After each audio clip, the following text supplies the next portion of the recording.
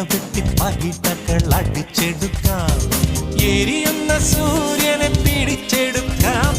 കടൽ കൊടുങ്കാറ്റിനെ കവർന്നെടുക്കാം. തടയുന്ന കൊടുമുടി അടിച്ചുടയ്ക്കാം.